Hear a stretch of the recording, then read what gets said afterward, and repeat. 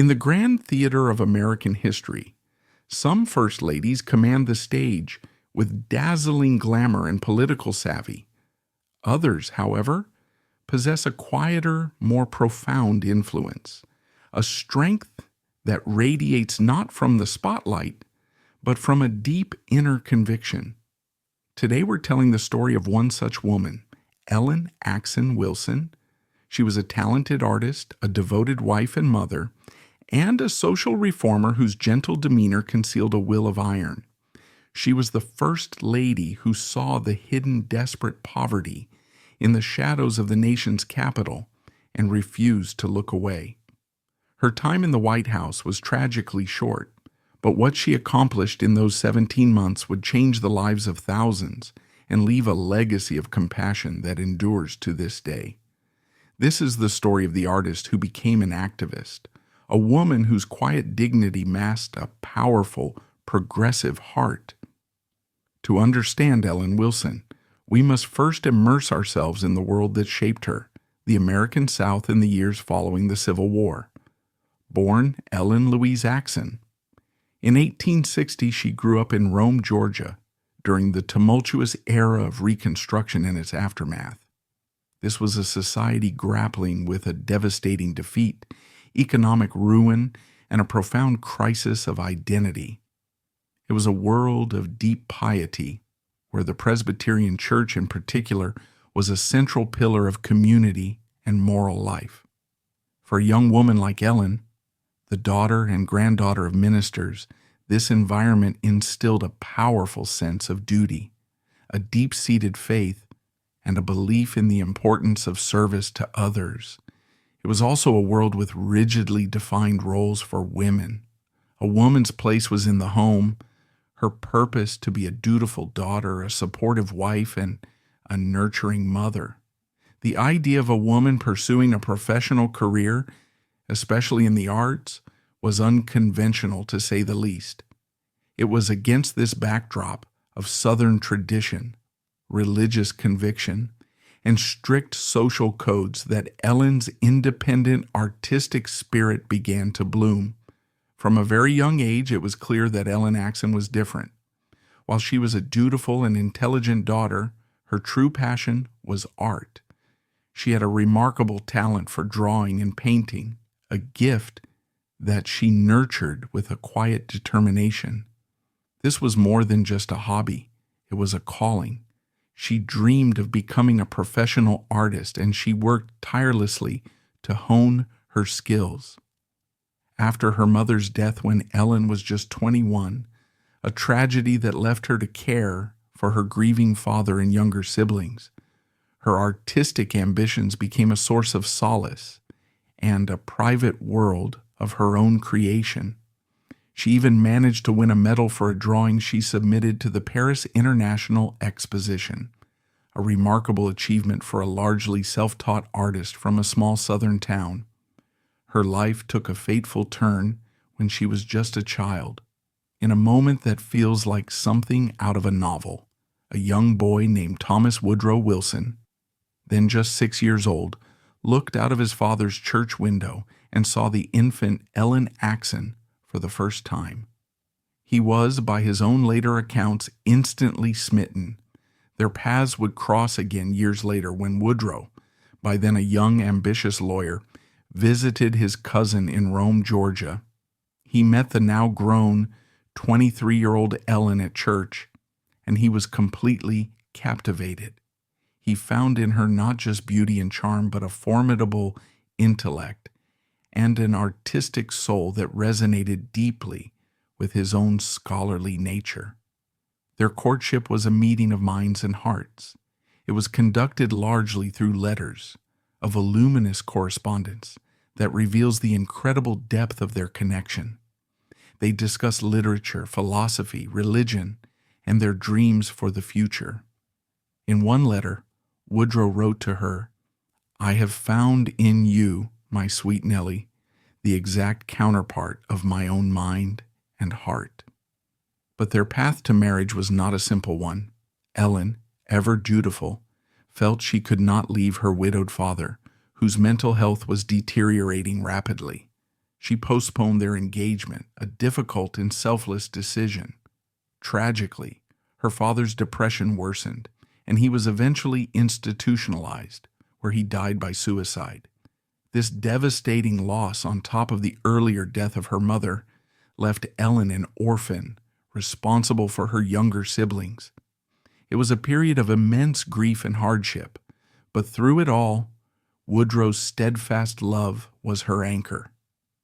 They were finally married in 1885, embarking on a partnership that would become one of the most intellectually and emotionally intimate in presidential history. The early years of their marriage were a whirlwind of academic life. Woodrow's career took them from Bryn Mawr College to Wesleyan University and finally to Princeton, where he became a celebrated professor and later the university's president. Throughout these years, Ellen was the quintessential academic's wife, but she was also so much more. She was her husband's intellectual partner, his editor, his most trusted advisor. She learned German so she could help him translate scholarly works. She read and critiqued every speech and manuscript he wrote. She created a stable, loving home for their 3 daughters, Margaret, Jessie, and Eleanor, a sanctuary that allowed her husband's ambition to flourish. But she never abandoned her own passion for art. One of the most revealing and often overlooked periods of her life came during a trip to an artist's colony in Old Lyme, Connecticut. For a few blissful summers, she was not just Professor Wilson's wife or a mother of 3, she was Ellen Axson, the artist. She studied with renowned American Impressionist painters, and her own work blossomed.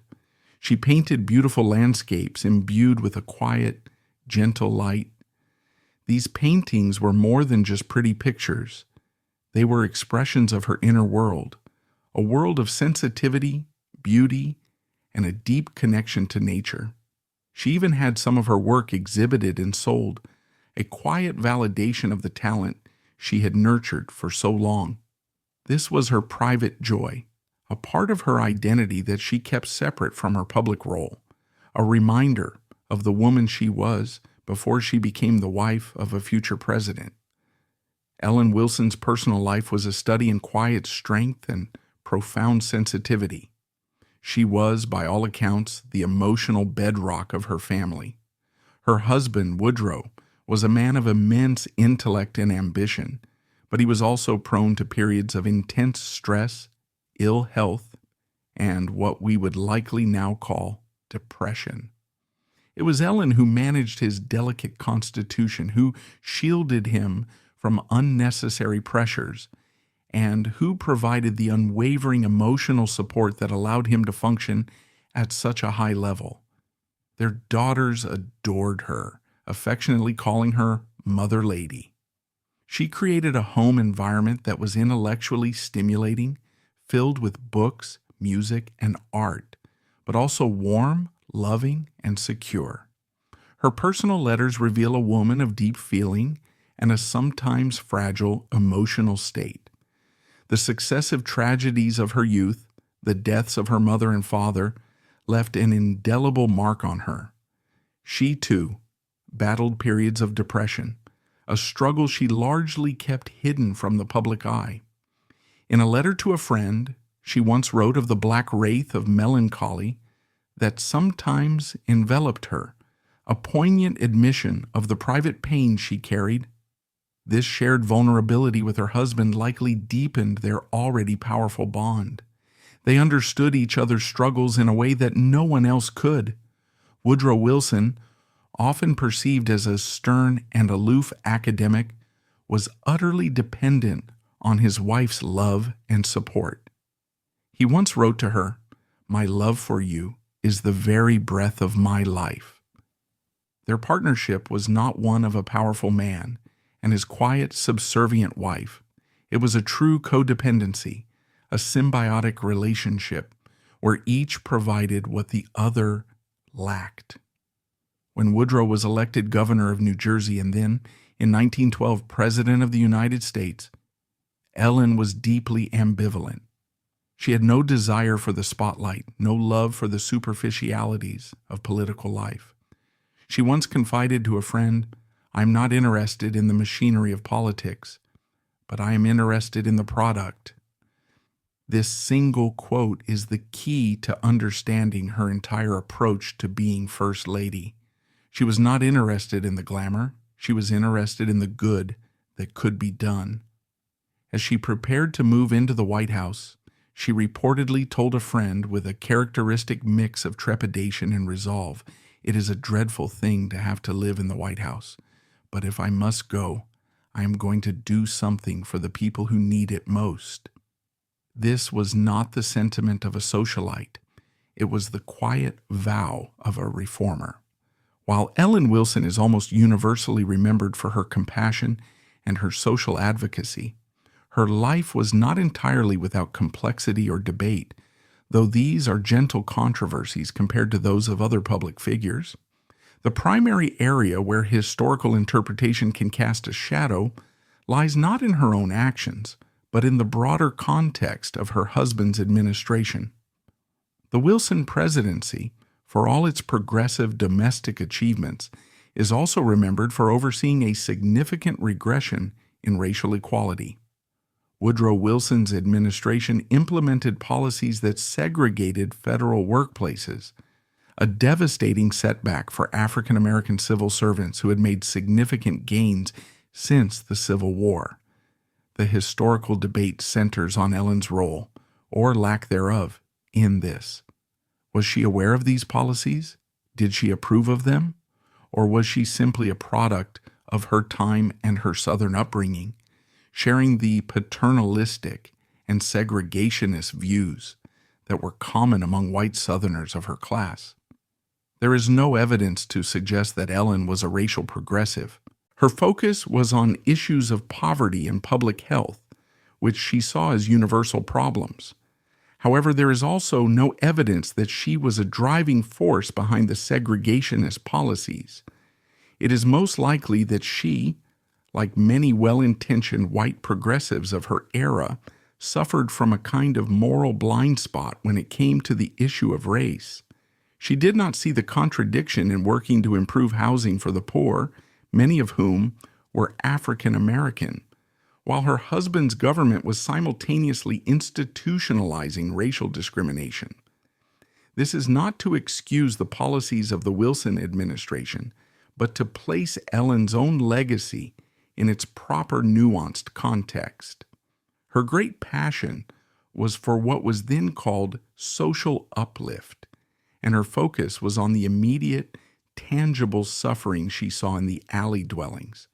Her work should be judged on its own merits, while still acknowledging the broader and deeply troubling racial politics of the era in which she lived. Her story is a reminder that historical figures are rarely simple heroes or villains.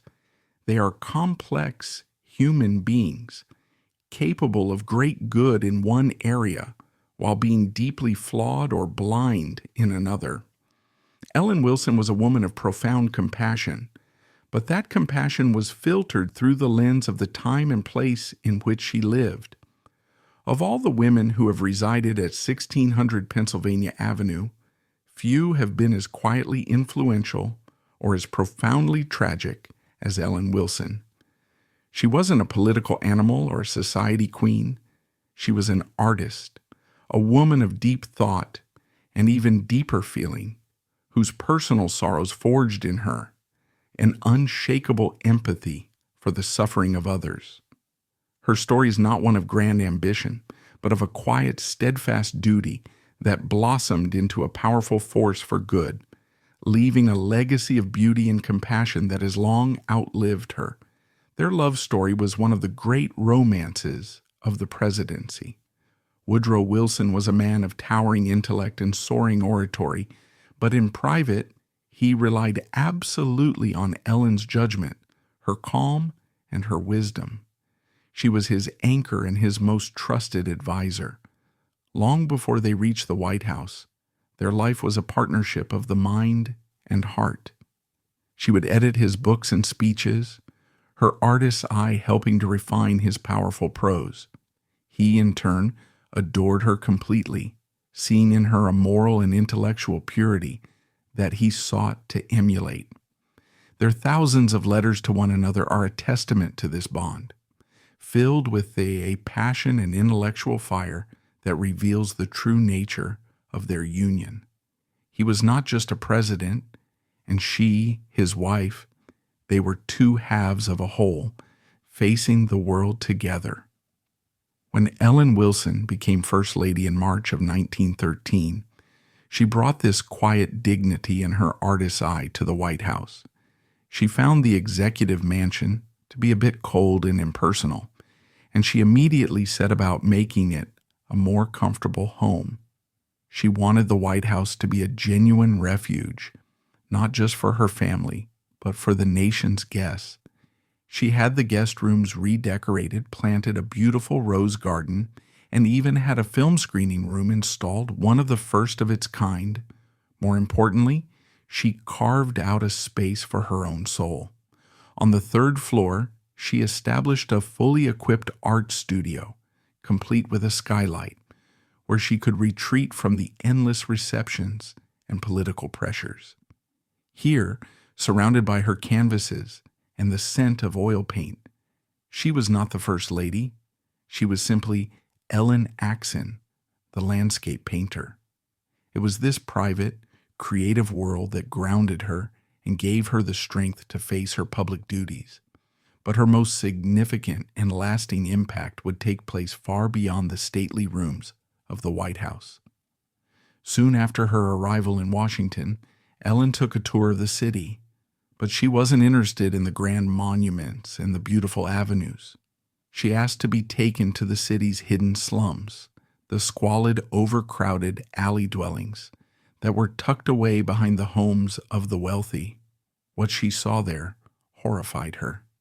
In the shadow of the Capitol dome, thousands of people, mostly African American, were living in dilapidated shacks with no running water, no sanitation, and rampant disease.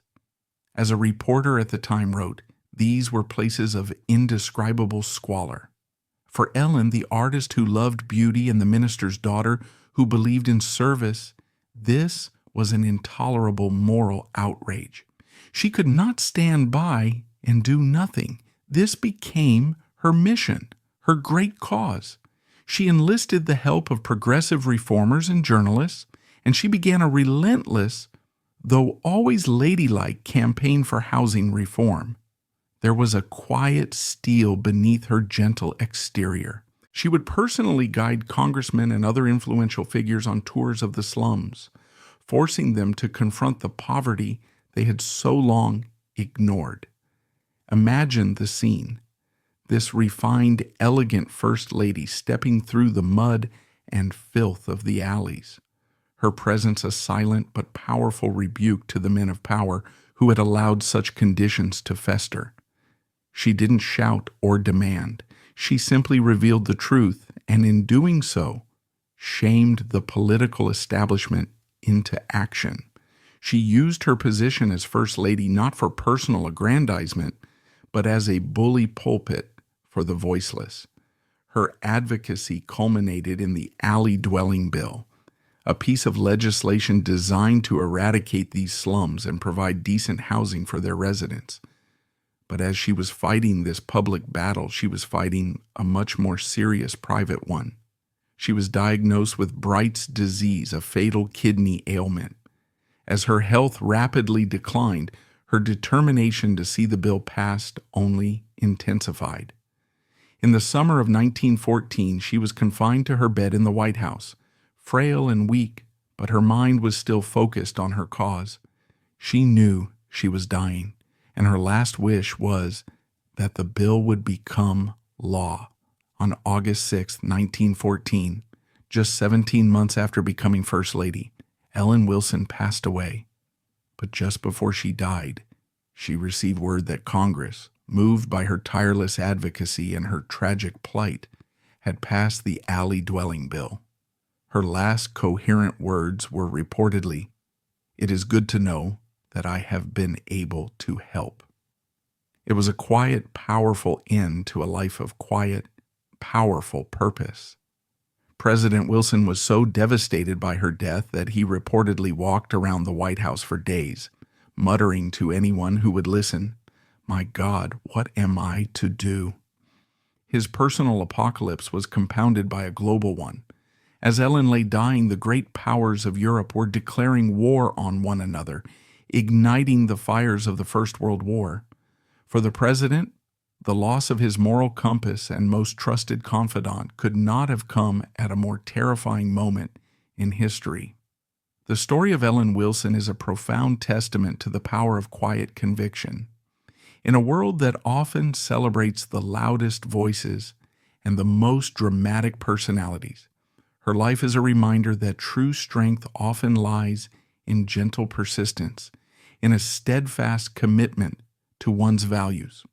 She was not a conventional first lady. She was an artist who saw the world with a unique sensitivity, a reformer who felt the suffering of others as her own, and an intellectual who was a true partner to her powerful husband. She proved that the White House could be a home for art and culture, and that the person living there could possess a conscience that extended beyond its gates. Her most tangible legacy, of course, was the Alley Dwelling Act, a landmark piece of social legislation that stands as a tribute to her compassion and her tenacity. She used the platform of the White House not for self-glorification, but to shine a light on a dark corner of American society, forcing a nation to confront the poverty that existed in its own backyard. But her significance goes beyond a single piece of legislation.